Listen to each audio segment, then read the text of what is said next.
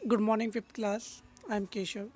आज हम हमारी इंग्लिश ग्रामर की बुक का थर्ड चैप्टर सिनोनिम्स स्टार्ट करेंगे।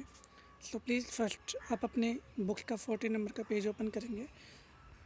सिनोनिम्स। आज हम सिनोनिम्स के बारे में स्टडी करने जा रहे हैं।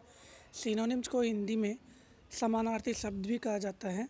जैसे कि आपने आपकी हिंदी में जो ग्रामर है वहाँ पर आपने पर्यायवाची शब्द पढ़े होंगे, तो वही सिनोनिम्स होते हैं। ठीक है। इंग्लिश में इसकी लैंग्वेज को हम इंग्लिश में इसकी डेफिनेशन समझ लेते हैं। Synonym means a word or phrase that has the same meaning as another word or phrase in the same language.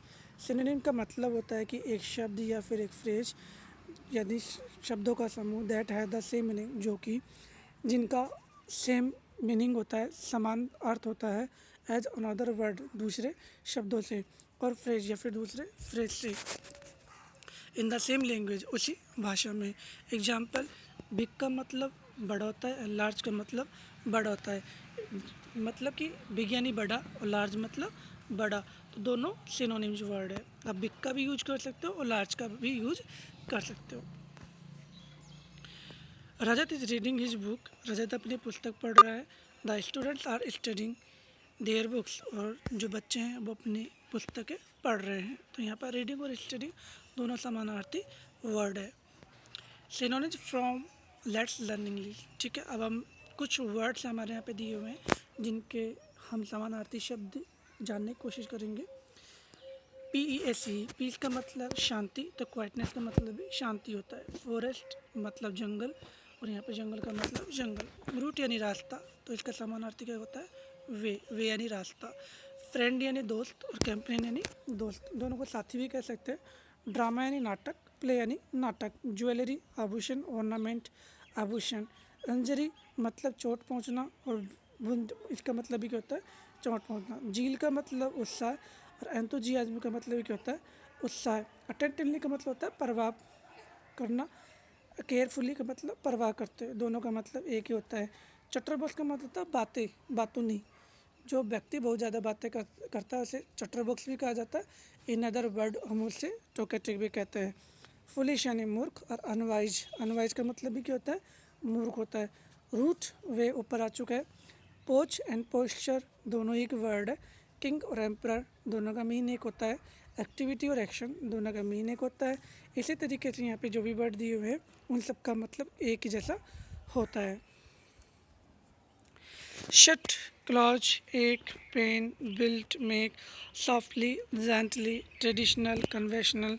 Traditional का मतलब परंपरागत, कन्वेंशनल का मतलब परंपरागत। अटेंशन, कंसिड्रेशन, अटेंशन का मतलब ध्यान देना। ठीक है। कंसिड्रेशन का मतलब ये होता है। मिजरेबल मतलब वो दयनीय स्थिति। पैथेटिक का मतलब ही दयनीय। Movement, agitation. ठीक है, मूवमेंट का मतलब हलचल। ठीक है। और सॉरी, मूवमेंट का मतलब होता है आंदोलन। एजिटेशन का मतलब भी क्या होता है? आंदोलन। Give up, leave, give up यानी त्यागना, लीव यानी छोड़ना, गिव अप यानी छोड़ना। ऑनर यानी रेस्पेक्ट, सम्मान। मैसिव, लार्ज, बड़ा। मैसिव का मतलब होता है विशाल, जिसे हम लार्ज भी कहते हैं, बड़ा। इम्पेशेंट, ईगर मतलब उत्सुक।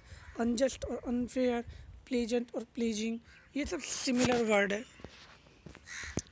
आगे हम यदि इसकी एक्सरसाइज के बारे में स्टडी करते हैं तो हम इसकी एक्सरसाइज को देख लेते हैं।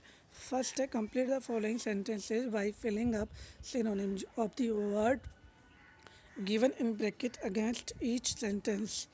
ठीक है, आपको जो ब्रैकेट में वर्ड दिए हुए हैं, ठीक है, इनका आपको यहाँ पे सिमिलर वर्ड मतलब कि सिनोनिम्स लिखना है। 1D, a, dash of an elephant pass through that area. Flock, FLOCK, flock, या फिर फ्लोक का मतलब होता है झुंड। फ्लोक का मतलब क्या होता है? झुंड। अब झुंड का दूसरा वर्ड यहाँ पर आंसर दिया हुआ है हार्ड, HERD। हार्ड का मतलब क्या हो गया? झुंड। चीयरफुल, चीयरफुल का मतलब खुश, जो कि हैप्पी होता है। साउंड, साउंड मतलब आवाज़, यहाँ पे नॉइज आ गया। अनहैप्पी यानी दुख, दुखी का यहाँ पे दे रखा है सैड। ह्यूज यानी विशाल, बड़ा, जो कि बिग होता है। नोटेड का मतलब हो गया फेमस, प्रसिद्ध। एक्सपायर्ड का मतलब हो गया जो कि गुजर चुका है, जो कि नष्ट हो चुका है, मर चुका है, जिसे हम डाइट भी कहते हैं। जॉय का मतलब आनंद, जिसे डिलाइट भी कहते हैं। टूर का मतलब टूर पे जाना, ट्रिप पे जाना। ठीक है। एंथुजियाज्म का मतलब हो गया जी उत्साह। प्लीजिंग का मतलब होता है सुखद, जिसे प्लीजेंट भी बोलते हैं। अंडरस्टूड का मतलब होता है महसूस करना या समझना, जिसे हम रियलाइज भी कहते हैं। हमारा सिनोनिम्स कंप्लीट हो चुका है। आप इन सिनोनिम्स के जो वर्ड दिए हुए हैं, इन सिनोनिम्स के वर्ड को आप एक बार अच्छे तरीके से लर्न कर लीजिएगा। आपको एक नोटबुक में नोट डाउन करना है, और नोट डाउन करने के बाद आपको इनकी मीन को भी लिखना है। मतलब कि ये कि हिंदी का एक शब्द जो होता है उसका आपको 2 अलग-अलग स्पेलिंग या फिर जो भी वर्ड है वो आपको लर्न हो जाएंगे। यहाँ पे कुछ ही वर्ड दिए हुए हैं, आप अपनी बुक में से और भी सेलेक्ट कर सकते हैं। ठीक है, आपको यदि कोई भी परेशानी आ रही है तो आप अपनी प्रॉब्लम बुक में इसको मेंशन कर लीजिएगा, ताकि हम इसके बारे में डिस्कशन कर सकें। Thank you, thanks a lot of you.